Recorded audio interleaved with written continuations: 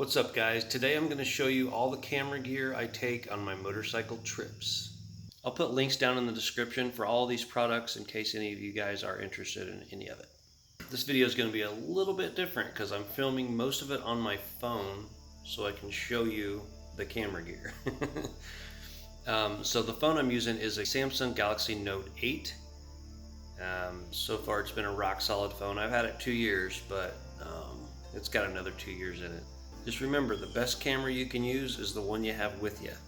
So in a pinch, my phone works great, but for my normal vlogs, I use this other stuff. So let's dig in. Alright, so the bag I use is a Low Pro Tahoe 150.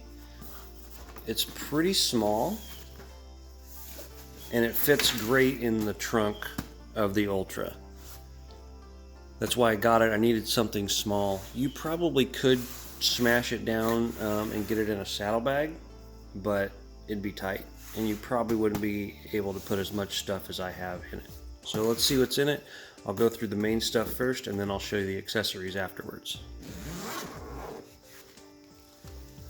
So in the main compartment, for my main vlogging, I use the Canon M50. Just got a kit lens on it. Great camera for vlogging, run and gun videography. Takes pretty good pictures, and it's just a great all-around vlogging camera. And the price is pretty good. It's I think I got a video creator kit, and it came with a microphone, an SD card, and the camera, and it was like $900 and some, which seems like a lot of money, but it was pretty cheap considering. So that's my main vlogging camera.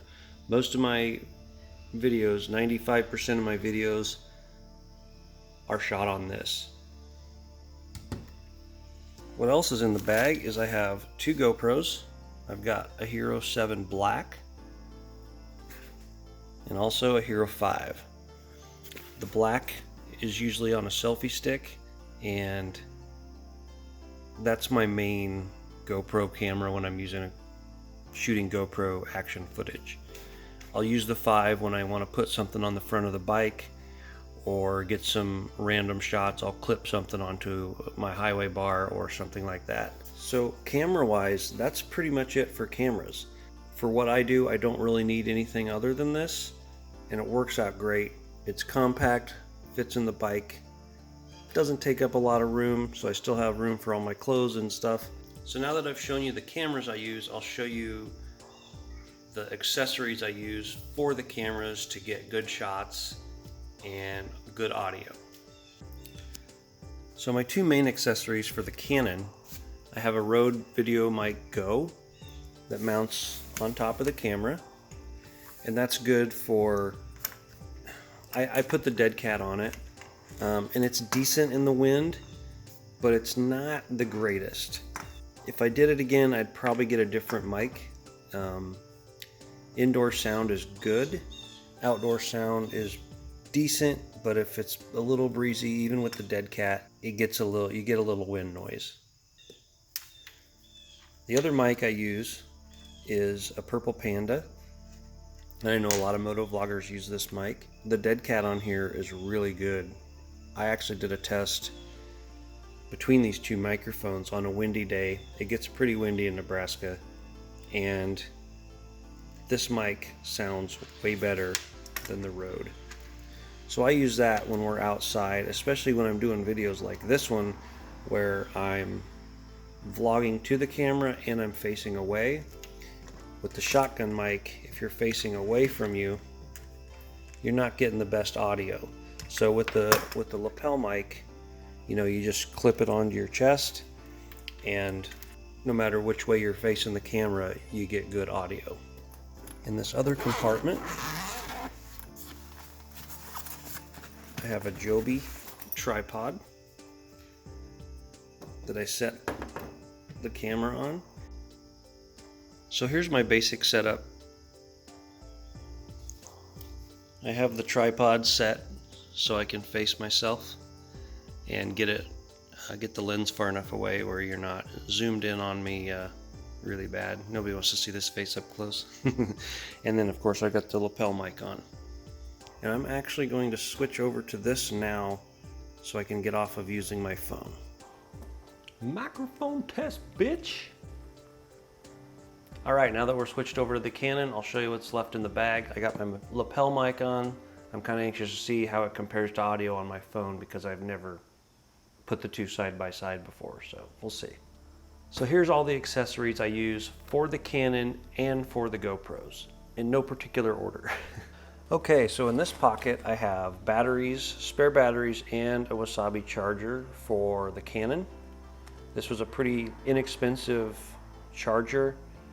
It's a little wonky sometimes. It doesn't, you kind of have to have the batteries in there right.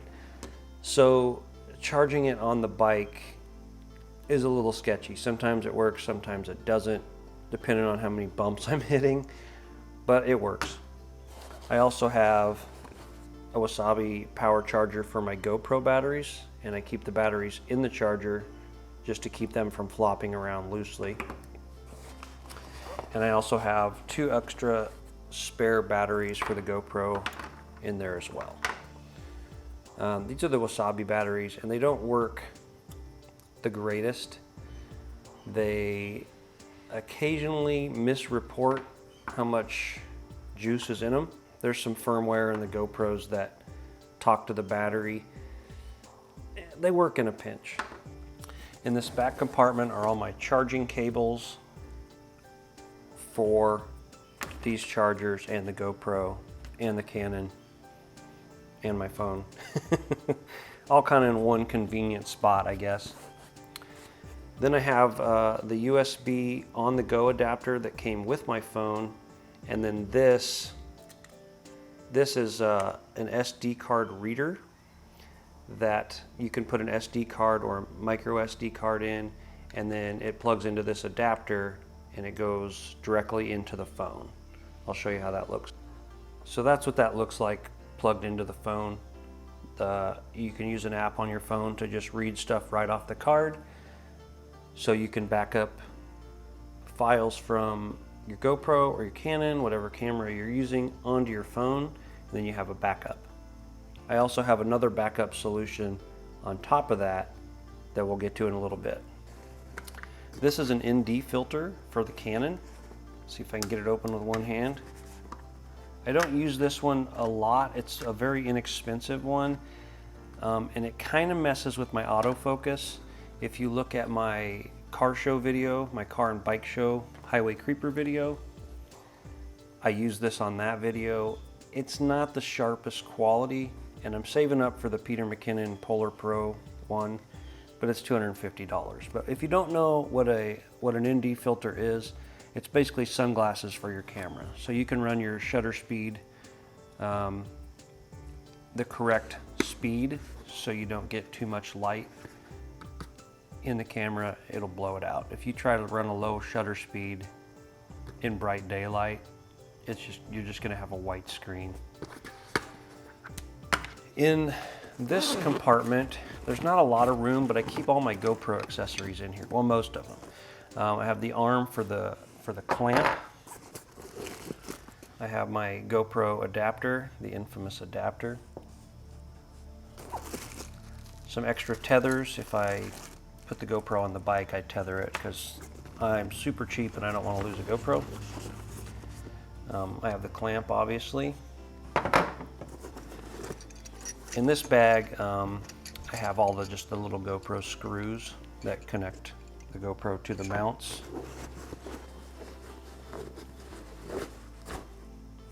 In here I have my suction cup. This works good for the fairing mount. You can put it on the windshield. If you're in the car, you can put it on a body panel or a window.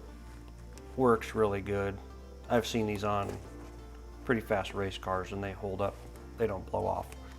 And then of course I have my my buckle mount. This spins. This works good for like your helmet. You put it on your helmet for motovlogging. You can kind of turn that and adjust it to get the angle right. That's pretty much it for the main compartment. In the side I have a little Joby tripod. I usually use this in conjunction with the one over here. And this screws on here, and then you can put your phone in that and vlog with your phone. I did not use that at the beginning of this video just because it was in here and I wanted to show you.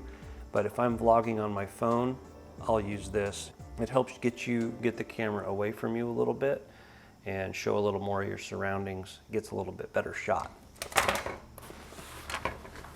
So since this is halfway out, this is ND filters for the GoPros. Obviously I have an ND filter on the 7 already. This is a 32 stop. And this is a Polar Pro ND filters. This case is great, but the rubber don't hold very well. So they're still protected, but I wish it was a little tighter. So Polar Pro, if you guys are watching this, make these just a little bit smaller so these don't fall out so easy. This is just a little case for them. In here I have all my SD cards. They hold in there really tight. It's a protective case. It's watertight. I just got this thing, and so far I really like it. This was cheap. It's only like $8, and it's pretty good quality from what I can tell. I haven't really road tested it yet, but it seems really good. I almost bought the Pelican one, but it was $30 compared to this one being $8. Figured I'd give the $8 one a try first. So going back to the phone, backing up, this is a portable hard drive that it has a cable that plugs directly into my phone also. And so I can back up things from the card to my phone, and then once everything's backed up there, I can back up onto this hard drive. This one's a 500 gig, which was plenty for me. You can get them in 1 terabyte or 2 terabyte. The cost for me wasn't worth going that high, but you can back up anything on your phone onto this hard drive. So if you're on a long trip and you need to make sure you have enough room, where I only have 2 64 gig cards and 1 32 gig card for my Canon, I'll probably end up backing those up quite a bit. I have 5 64 gig cards for my GoPros, so I think I should be okay there. But it's a good backup solution. I have a selfie stick. This is a monopod brand. This is my second one. The first one, it lasted 3 years, but it lasted in the ocean, on the bike. I've taken it everywhere, and finally there's 2 little screws inside here that rusted out, I'm assuming from the salt water, but it still lasted 3 years after it was in the ocean, so I'd say that's pretty decent. I don't remember the price on that, but it was very inexpensive. I definitely recommend it. It also extends, and that's what we use for Lady Devil. Will put that on, she'll put the GoPro on the end of that, and then that's how she'll get shots on the bike, and she can rotate it around and just get some good riding shots with that. What else we got in here? And then in here I carry 2 smaller charging batteries. Typically I'll use these for the GoPro, and then I also have a bigger battery pack. I don't remember the brand of this right off the top of my head, but like I said, I'll put a link in the description. This is a 10,000 milliamp hour battery that I use for portable charging. So if we're camping or the bike's not on or whatever, this will charge my GoPros, this will charge my Canon, and it's really quite small, and it just works great for you can even put it in the tent and charge your phone at night while you're sleeping, whatever. Works great.